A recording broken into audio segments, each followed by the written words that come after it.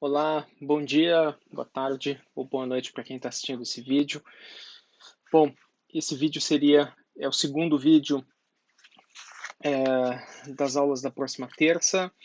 É, Nele eu vou comentar então o texto do Memória e Identidade Social do Michael Pollack, que é um texto que seguramente tem muita coisa para ser debatida, é um texto bastante interessante e eu recomendo muito que vocês tenham essa leitura. Antes de mais nada, no, no vídeo passado eu falei um pouco sobre a teoria parkinsoniana, falei bem brevemente sobre ela. Para quem tiver mais interesse, tendo em vista também que grande parte das nossas escolas de ciências sociais são escolas muito mais voltadas a conhecimento da sociologia europeia, eu recomendo esse livro aqui, que é o livro o livro Teoria Social, 20 lições introdutórias, do Wolfgang Nobel e Hans Joas.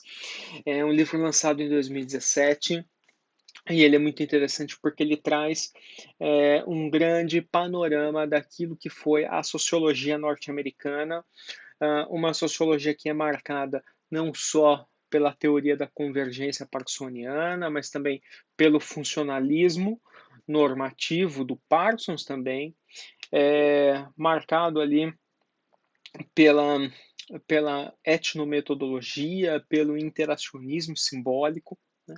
E a grande importância da teoria norte-americana é porque é ela a grande teoria normativa do século XX. E esse livro ele é bastante fundamental porque ele traz compiladamente grande parte das teorias e das escolas sociológicas. Então, vale muito a pena que vocês tenham acesso a ele. Não consegui encontrar em PDF, se alguém conseguir encontrar, depois pode me falar. Bom, dito isso, para a gente falar aqui então sobre o texto do Pollack, ele vai exigir que a gente tente compreender aquilo que é a relação entre a memória e a identidade. Memória e identidade são questões que não são, talvez mais memória, menos identidade, mas a relação entre elas dificilmente são estudadas na sociologia, dificilmente são estudadas no campo das ciências sociais, sendo um campo muito mais de estudos da história. Pois bem, quando a gente pensa, então, nas nossas referências acerca da questão da memória, certamente nos vem dois momentos. Um momento é Marx e o outro momento é, na escola durkheimiana, o Maurice Habwachs, um autor um tanto quanto desconhecido, que eu vou falar aqui para vocês também brevemente. É, Muitos de vocês já leram o 18 Brumário do Marx, e no 18 Brumário, logo no seu início, o Marx indaga acerca daquilo que seriam as relações dos fatos e dos personagens, né? Dizendo que esses fatos e os personagens eles têm uma grande importância na história quando ocorrem, porque eles ocorrem duas vezes. Primeiro, como tragédia e segundo, como farsa, né? Ou seja, são ele tenta dar uma ideia bastante cíclica aqui, uma ideia de repetição, mas de uma repetição diferente, mas justamente para conseguir compreender aquilo que vem a seguir. Ele diz que os homens fazem a sua história, mas não a fazem como querem, não a fazem sob circunstâncias das suas escolhas, e sim sob aquelas que são defrontados, são legadas e transmitidas pelo passado, ou seja, a ideia da transmissão histórica daquilo que é condicionado, ou seja, o condicionamento da ação dos homens. Na continuidade, diz lá o Marx, e aí vou ler aqui para vocês, diz que a tradição de todas as gerações mortas oprime como um pesadelo o cérebro dos vivos. E justamente quando pareceu empenhados em revolucionar-se a si e as coisas, em criar algo que jamais existiu. Precisamente nesses períodos de crise revolucionária, os homens conjuram ansiosamente em seu auxílio os espíritos do passado, tomando-lhes emprestado os nomes, os gritos de guerra, as roupagens, a fim de nessa linguagem, apresentar-se nessa linguagem emprestada. Pois bem, aqui a gente tem um ponto de partida fundamental. Os homens que pegam uma linguagem do passado emprestada e trazem essa linguagem para o presente e, de certo modo, criam alguma identidade, reproduzem algum sentido aqui, uma ideologia em torno dessas roupas, desses gritos emprestados do passado. Na verdade, quando esses homens eles vão ao passado e buscam isso, eles seguramente não só trabalham com a história, mas eles também trabalham com a memória. Ou seja, Marx traz aqui, num pequeno exemplo, a ideia de que essa linguagem emprestada do passado, ela é parte da memória. Mas então eu pergunto, como que essa linguagem, que ela é emprestada do passado, ela é rememorada, ela é trazida para o presente? Pois bem, essa é uma pergunta que a gente vai encontrar alguma ressonância dela nesse livrinho aqui do Maurice Habvacks, que é A Memória Coletiva. Esse livro ele é importante porque ele traz aqui três definições de memória. Uma que é a memória individual, outra que é a memória coletiva e outra que é a memória histórica. Memória individual é a memória do indivíduo, é a memória de um sujeito, é a memória daquilo que aquele sujeito fez.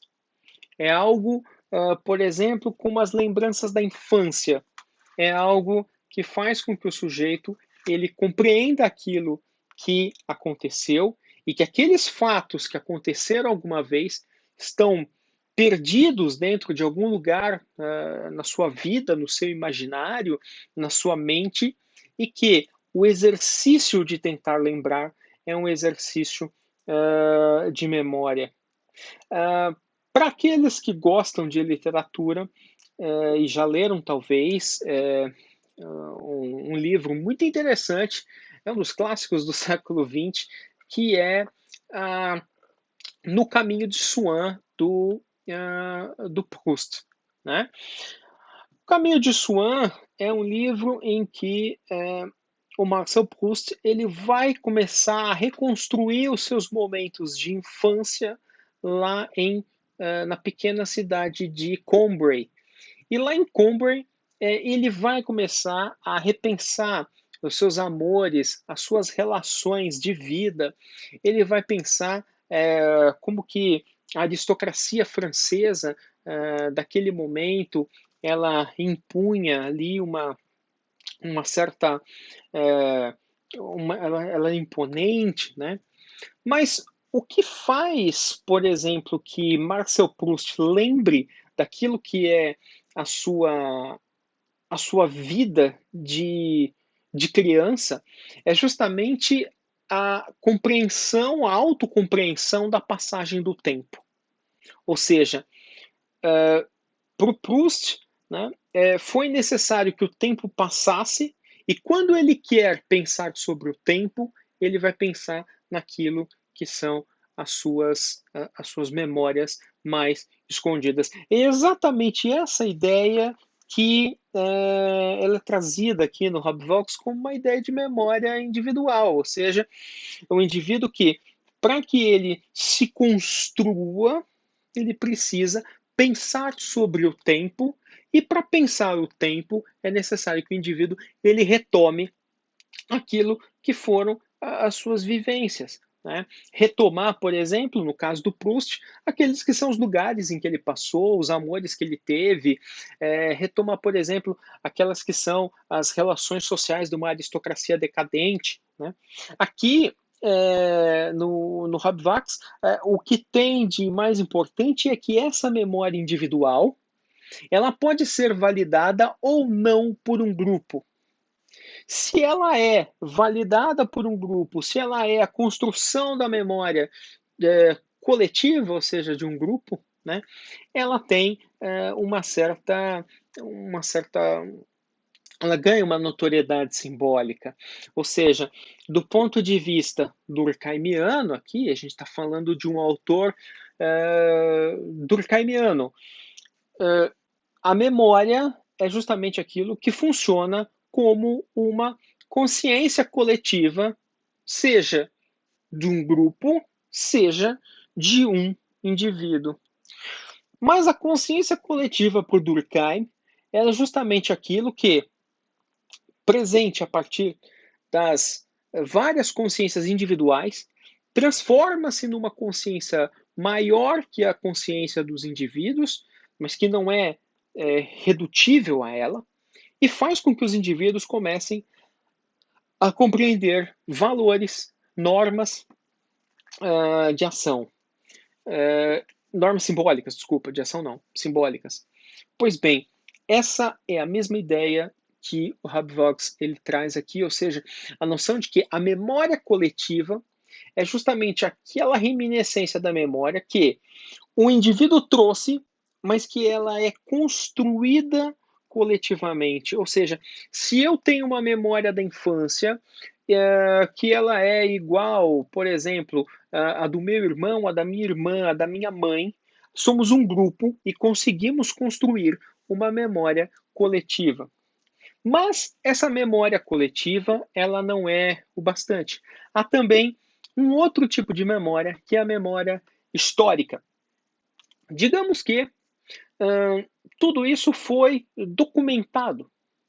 Digamos que a minha casa da infância, a casa que o Marcel Proust, por exemplo, viveu na infância em Combray, ela ainda está lá presente. A rua é a mesma, não sei, os carros, as charretes, o cachorro do vizinho, tudo ainda está mais ou menos presente. O bairro, né? Aquilo vai construindo a ideia de que se documentou, de certo modo, aquela memória. Um arquivo é um espaço desses. Um arquivo é um lugar que ele guarda a memória dos indivíduos, ele guarda a memória de grupos, ele guarda fotografias, por exemplo, de lugares que podem existir e podem não existir mais. A memória histórica é aquela memória que, ao longo do tempo, ela vai se consolidando em algo documentado. Digamos que a memória ela pode ser facilmente perdida se ela for uma memória individual. A memória coletiva ela tem uma dificuldade menor de ser perdida. E a memória histórica ela tem grande capacidade de se manter. Então, essa tentativa de manutenção da memória histórica é quando a memória, que é construída a partir do indivíduo, passa pelo grupo e chega num estágio mais institucionalizado, né, onde as relações de espaço e de tempo elas estão imbricadas em algum lugar.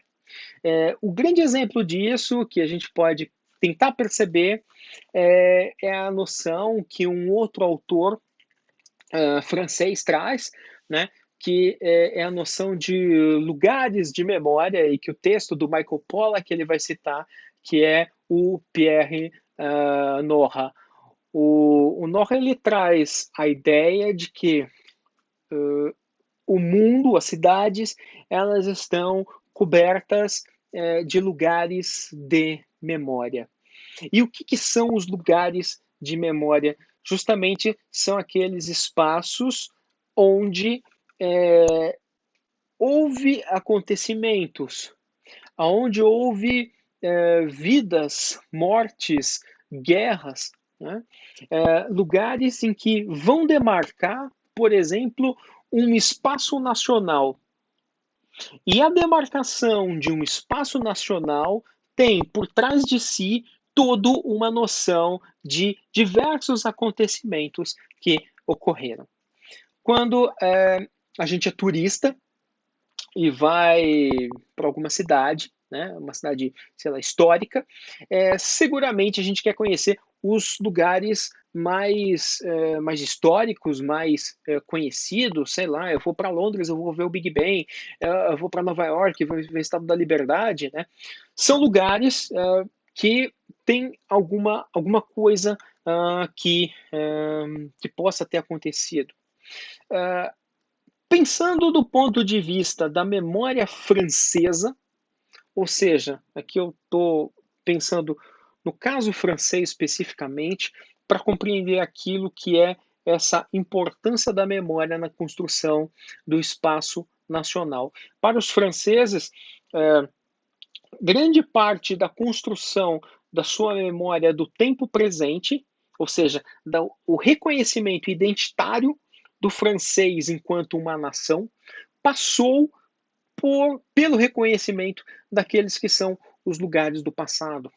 Estátuas, museus, sei lá, o Arco do Triunfo, a Torre Eiffel, tudo isso são lugares que a gente pode, numa visão simplória, dizer que são lugares turísticos, mas que na verdade são lugares de memória. Né? A memória, por exemplo, da Revolução Francesa, a memória, por exemplo, de momentos como a Comuna de Paris, a memória, por exemplo, da Feira das Luzes no final do século XIX, né? Tudo isso você tem, de certo modo, preservado em cidades, por exemplo, como Paris. Né? Então, é muito importante que a gente consiga perceber aquilo que é a ideia de como que o lugar ele pode fazer o indivíduo. A construção de pessoas, a construção de personagens, tudo isso faz com que a gente tenha a ideia de que aqueles personagens do passado eles voltam a estar no presente, assim como um pouco disse Karl Marx. Pode ser aterrorizando, mas pode ser também na ideia de uma noção um pouco mais leve, a noção de uma possível paisagem. A memória, então, ela marca aquilo que é não só o tempo cronológico, mas ela marca também aquilo que são os lugares e os significados que os sujeitos atribuíram aos lugares. E essa atribuição simbólica permite com que os indivíduos possam construir identidades maiores, como as identidades nacionais, como as identidades de grupo, né, em torno daquilo que seria esses lugares, em torno daquilo que seria a história contida nesses lugares. Portanto, o nosso problema aqui não é só que a sociologia e a história se cruzam, mas entre a sociologia e a história existe a memória, ou seja, aquela relação simbólica que permite com que a sociedade do presente ela seja pensada e repensada em torno daquilo que são os elementos também do tempo passado. E como que esses elementos do tempo passado eles continuam existindo e como que eles fazem com que a nossa visão do presente ela seja também balizada por aquilo, né? Seguramente o nosso flanejar, né? O nosso ato de ser flaner pelas cidades, de caminhar livremente, né? Permite, como diria o Walter Benjamin, permite com que consigamos compreender a relação do indivíduo dentro dos espaços das cidades modernas. Mas, a partir do momento que aquilo internaliza-se na nossa vivência, temos então a criação desse espaço, que era o espaço externo para a nossa memória, ou seja, trazemos aquele que é o espaço externo para uma representação mental desse espaço. E aí sim construímos também uma memória cada vez mais concreta e uma memória muito mais rica sobre aquilo que é nossas experiências e também aquilo que é o mundo. Terça-feira, então, eu vou continuar esse debate. Espero que todos vejam os vídeos e aí a gente conversa melhor. Muito obrigado, um abraço a todos e leiam os textos. Um bom final de semana e fiquem em casa. Até mais.